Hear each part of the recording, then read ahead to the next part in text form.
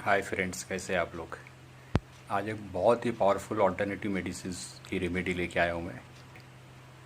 Copper का इस्तेमाल बेहतरीन तरीके से पूरी दुनिया में किया गया है और आज भी किया जाता है।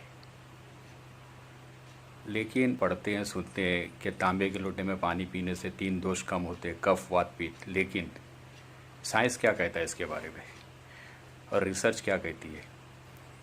बहुत सी रिसर्च मौजूद है और कई सैकड़ों हज़ारों रिसर्च कॉपर पे हो गई है। वो एक रिसर्च का एक आर्टिकल का एक पार्ट आपको मैं थोड़ी देर में एक वीडियो ऑडियो क्लिप सुनाऊंगा मैं, क्योंकि वो रिसर्च पढ़ना बहुत मुश्किल है, क्योंकि रिसर्च के वर्डिंग ऐसे होते हैं कि बहुत से लोग कंफ्यूज हो जाते हैं। उसमें हाँ भी होता है, ना भी होता है, सही है, गलत है, कुछ समझ में नहीं आता है।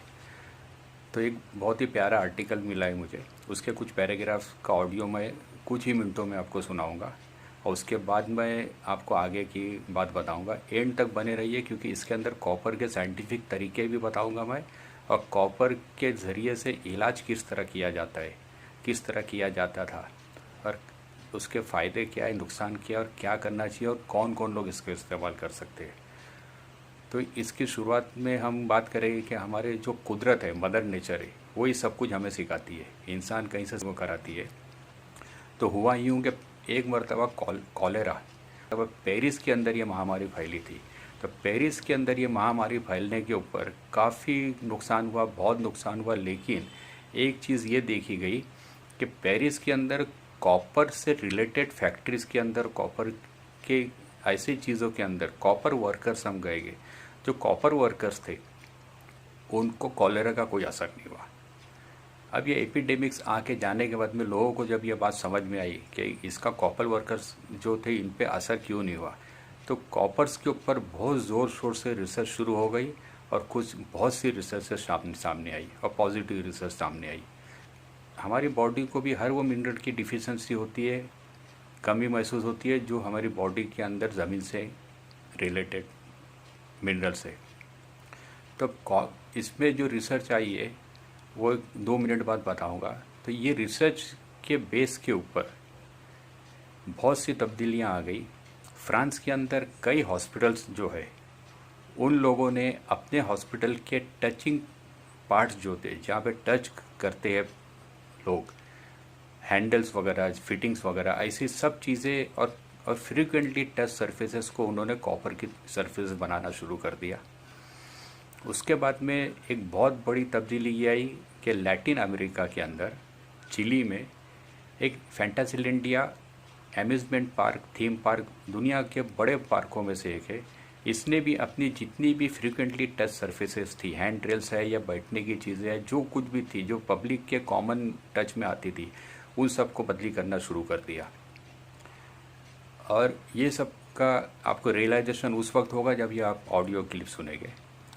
और ये टच सरफेसेस जो है हॉस्पिटल्स में बदली करने की वजह ये भी थी, दूसरी 2 वजह थी कि बीमारियां 2 तरह से फैलती है। जैसे आज हम कोरोना कह रहे हैं या कोई भी वायरस या बैक्टीरिया पड़ता है, इन्फेक्शन, महामारी फैलती है, तो एक दूसरे के संपर्क में आने से या कुछ चीज़ों को टच करने से फैलती है। तो कॉमन राय हमारी बन गई है। लेकिन इसके अलावा बीमारियां फैलने का दूसरा कारण भी होता है। वो कारण हॉस्पिटल इट्सेल्फ होते हैं। जो लोग हॉस्पिटल में काम करते हैं, डॉक्टर्स है, नर्सेस है, या वेलफेयर, जो मेडिसिनल वेलफेयर वर्कर्स होते हैं, ऐसे जो भी लोग होते हैं, उनसे भी मरीज़ों को बीमारी फैलती है। ऐसा ज़रूरी नहीं है कि मरीज़ से डॉक्टर को इन्फेक्शन हो जाएगा और डॉक्टर बीमार हो जाएगा। डॉक्टर की अगर इम्यूनिटी पावर अच्छी है तो डॉक्टर के पास से वो वायरस या बैक्टीरिया है जो है वो उसके सामने वाले मरीज़ को चला जाएगा। तो इसको कहते हैं, एलाइट में आता है ये। और यही जो एलाइड डिसीजेस कहते हैं, एलाइड डिसीजेस का दूसरा नाम दिया है कॉन्टैक्ट किलिंग्स। दोनों को ख़त्म करने के लिए, इसको मिनिमाइज़ करने के लिए इन हॉस्पिटल वालों ने अपने पूरे हॉस्पिटल का जो सेटअप था, उनकी फिटिंग्स थी, फ्रीक्वेंटली टच ऑब्जेक्ट से, और तमाम के तमाम ऑब्जेक्ट्स को उन्होंने बंद कर दिया। तो आइए हम देखते हैं अभी ये छोटा सा audio clip. Antimicrobial copper touch surfaces can prevent from serving as reservoir for the spread of pathogenic microbes. Research shows how copper exhibits these impressive properties. The process involves the release of copper ions, which are electrically charged particles when microbes transferred by touching, sneezing, or vomiting land on the copper surface. The ions prevent cell respiration, punch holes in the bacterial cell membrane, or disrupt the viral coat and destroy the DNA and RNA inside. These destructive properties are enhanced by the bacteria since they release a small amount of hydrogen peroxide. This reacts with the copper ions to form ferociously reactive oxygen, which also attacks and damages the microbes in multiple areas. लेकिन ये जो article मैंने बताया इसका link मैं description box में दे दूंगा, जिन लोगों को पढ़ना है वो पढ़ सकते हैं। मैंने छोटा सा पैराग्राफ जो काम का था उतना यहाँ पे कट करके यहाँ पे पेस्ट किया हुआ है, जिसको पढ़ना है वो आर्टिकल पूरा पढ़ सकते हैं। अब इसके अंदर ये लिखा है कि अगर कोई बैक्टीरिया किसी के पास से छींकने से, उल्टी करने से, किसी भी तरीके से अगर कॉपर की सरफेस पे गिरता है या बहुत से बैक्टीरिया उस कॉपर की सरफेस पे गिर जाते हैं, तो वो बैक्टीरिया अगर कभी ना कभी तो रिलीज़ करेगा, हाइड्रोजन परऑक्साइड रिलीज़ करता है। वो हाइड्रोजन परऑक्साइड जैसे रिलीज़ करेगा तो कॉपर के रिएक्शन हो जाता है उस पर, और एक जहरीली ऑक्सीजन उसमें से पैदा हो जाती है रिएक्शन में, और वो ऑक्सीजन जो है इस बैक्टीरिया जो है इसके आरएनए और डीएनए में होल कर देते हैं, या उसका जो प्रोटीन का जो वायरल कोट है उसको डिस्ट्रॉय कर देते हैं। तो ये इसमें ऐसा लिखा गया था। इंशाअल्लाह ताला कुछ सालों के अंदर, 10, 20, 50 सालों के अंदर हर तरफ ये कॉपर फिटिंग्स वगैरह हॉस्पिटल की फ्रीक्वेंटली टच सरफेसेस जो है होना शुरू हो जाएगा। पहले ज़माने में हमारे घर के अंदर फिटिंग पीतल के, तांबे के हुआ करते थे, बर्तन तांबे के हुआ करते थे।